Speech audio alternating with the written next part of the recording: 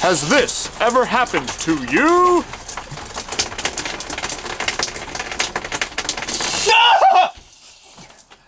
Why is it that the water is the perfect temperature while I'm showering, but when I turn the shutoff valve off to clean myself up a little bit, and then I turn it back on, I get blasted with cold water? And not only that, but why is it leaking? The shutoff valve is off. I think a better question is, why are you wearing your swim trunks in the shower? Well, you see, Jenny, we're trying to create the illusion that I'm taking a shower for the camera without me actually taking a shower. Now, get out of here. Thankfully, I think the solution to these two shower problems is going to be pretty easy. Now, I scoured the internet for the reasons why these cold blasts of water happen when we open the shutoff valves. And what I found is that what's pretty typical on RVs is that the water pressure in the cold water lines is actually higher than that of the hot water lines. So when you turn that shutoff valve off, when you close it, the water from the cold water line actually backs up into the hot water line. So when you open the shutoff valve again, you get blasted with cold water. So to fix that problem, I found this Camco check valve, and I'm going to install this into the hot water line. That is, I'm going to try and get this as close to the shower head as possible. So water can only flow one way through this, so it will not allow cold water to back up into that line. And then to fix the second problem of the shutoff valve leaking, my shower head still dripping when the shutoff valve is closed, I found a shutoff valve that is known to not leak at all. The reviews for this say that it does not leak. Believe it or not, it's actually harder to find a shutoff valve that doesn't leak than you might think. From what I've read, the shutoff valves in the shower heads of RVs actually leak on purpose. I don't know if that's true or not, but it makes sense, seeming that everyone that I've seen and for everyone that I've talked to, all of theirs leak. But it's time to get to this install. Let's get to it. So to access the water lines leading to my shower, there's this access door on my trailer. Right behind this is the actual shower faucet for the tub. So I just got to take these 4 screws off and I can access my water lines. So now I can access the water lines leading to my shower. You can see the red PEX pipe is for hot water, and there's a blue line back here too for the cold water, but they didn't really cut this far enough over to really be able to access that. But that's fine because I don't need to mess with the cold water line. So you can see they didn't really give me a lot of room to work in here. The water line, the hot water line, comes up and goes into a 90-degree elbow. So I got a 90-degree elbow right here that I'm going to install right there. And then on the end of it, I'm going to be installing the check valve.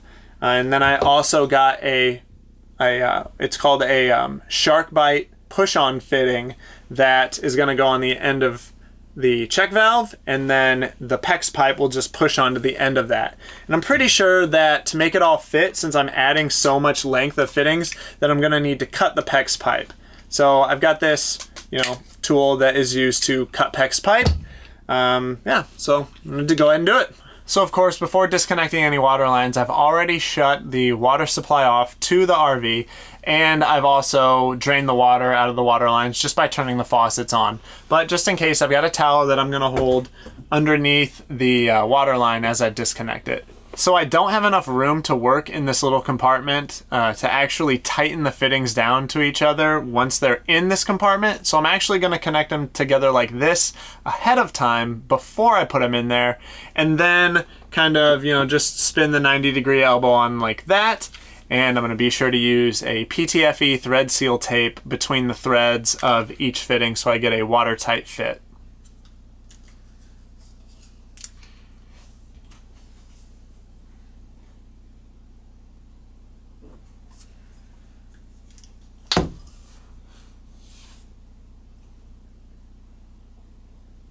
So now that I've got this menagerie of pipe fittings put together, I can go ahead and take off my hot water line. I'm gonna need to cut my PEX pipe at least right here to remove this fitting as well as this crimp connection so that I can then place the PEX pipe into this push fitting, this shark bite push fitting. And then I'm going to just screw this on to, or thread this on to the back side of this faucet fitting by just, swinging it around like that. It looks like I am gonna have to disconnect my cold water line just so that I can, swing this around to, thread it on. Otherwise it's gonna hit that fitting. So I actually need to take both of these off, the cold water one just temporarily.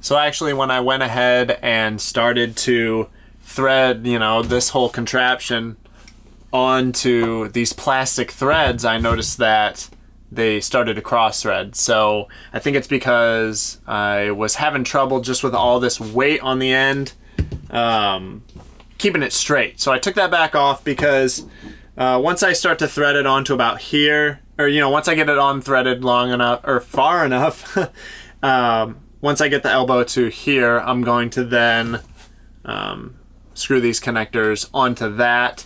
So I think with just the elbow, it'll be a little easier to control. Make sure I get it on straight, because with this brass elbow threading onto plastic, it's really easy to damage those threads, and that is the last thing I need to do.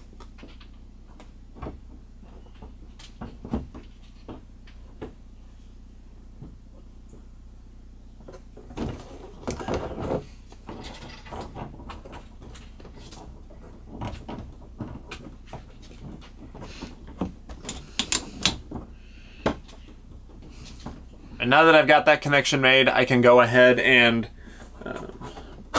take my PEX pipe here and push it down and then up into that press-in fitting. I can't really get an angle to show you that, sorry, because this is all covered, but basically those push-in fittings, that's all you do. You take the PEX pipe and you just push it in, and they've got teeth on the outside that kind of angle like this, so the PEX goes in and then seals on an O-ring inside of it, and then that teeth won't, or I guess it would be like this, that teeth then won't allow that PEX to come back out. They let it slide in, but then bite in when, it's attempted to pull back out. So I'm gonna go ahead and push that PEX pipe into that press-in fitting, and then reconnect my cold water to this line right there, or that connection.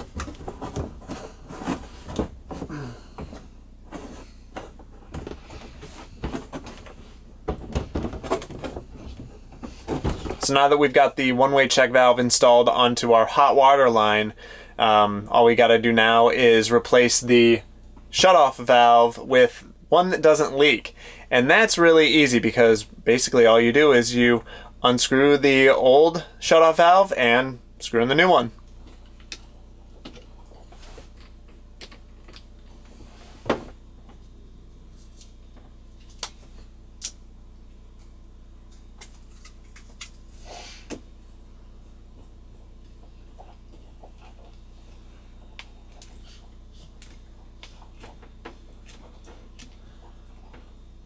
So I went ahead and applied the PTFE sealant tape to the threads for the new shutoff valve as well, just to make sure that it didn't leak at that connection. So now that we've got that installed, at this point we're basically done. I've already turned the water back onto the RV and made sure that my connections that I made for the check valve didn't leak, and they don't. So now the only thing left to do is go ahead and turn the shower head on and see if this shutoff valve actually doesn't leak like the old one did.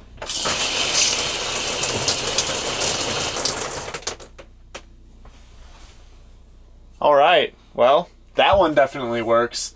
So this shutoff valve actually does stop the flow of water, which is great, because the other one, well, you saw it, not even close. So now at this point, I guess we are just going to see if it solved the cold blast problem. So I'm going to go ahead and open this back up, let the water get nice and hot, and then see if when I turn the shutoff valve off and then open it back up, if we get that cold blast.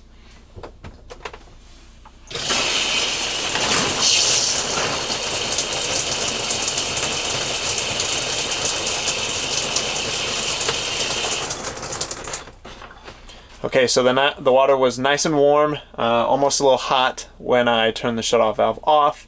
So now we'll give it a little bit of time. Okay, we've waited long enough. So let's go ahead and see if we get a cold blast or if it's still nice and hot.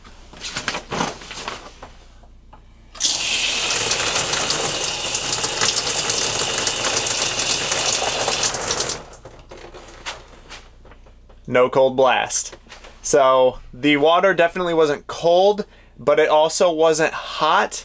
But I think that's because it was just sitting in the tubes, like it was sitting in this tube and in the various lines throughout. So it wasn't cold, but it wasn't hot. So when I turned it on, the water felt still warm, but then it got noticeably hotter as the water ran. So, but what we were experiencing before was literally cold water blasting on you. So I'm gonna go ahead and call that a success, because I really think the water, I mean, I waited almost 5 minutes right there. So I think the water in the lines just started to cool off and wasn't hot, but it was still definitely warm. So that's basically it for this job. In just a night's work, we were able to make it so our shower no longer blasts us with cold water when we turn the shutoff valve back, or when we open the shutoff valve. And also our shutoff valve no longer allows the shower to leak. These are both two big annoying issues that I'm pretty sure every RVer experiences. So if you're having these issues, you now know how to fix it.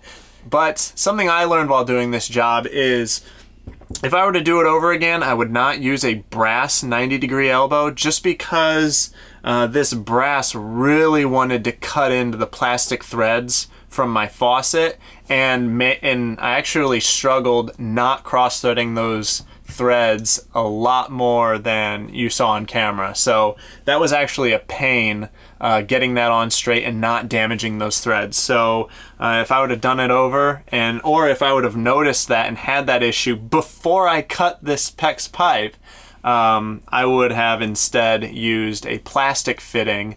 So I probably would have cut the PEX in a couple spots just to make room for the this fitting. Another slip-on or push-on fitting that would have gone this way onto the PEX pipe, that then the flow control valve would have turned onto, and then another push fitting on the bottom of that I would have pushed onto the PEX pipe below it, so that I could have reused this plastic fitting, or I guess just left it on there. So I would advise doing that instead of using a brass elbow. But that's really it. Other than that, everything else went pretty smoothly. And I'll put a link in the description below to this flow control valve, as well as the shutoff valve. Oh, I just remembered too, we actually are not using the factory shower head that came with our trailer. We actually upgraded to an oxygenic shower head. You saw it running. It puts out pretty nice water pressure, whereas our other shower head was just kind of dribbled out, and it was awful. So if you're looking for a shower head that not only puts out better water pressure than maybe what your factory shower head has, but the oxygenic shower heads also even use less water. So you get more water pressure and less water usage.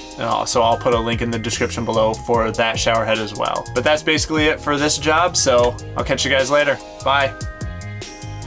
Thanks for watching, and here's to no more cold shower blasts. If you found this video helpful and want us to continue making videos, please consider becoming a patron on Patreon. It is a huge help for us and keeps Fate Unbound on the road. See you next time.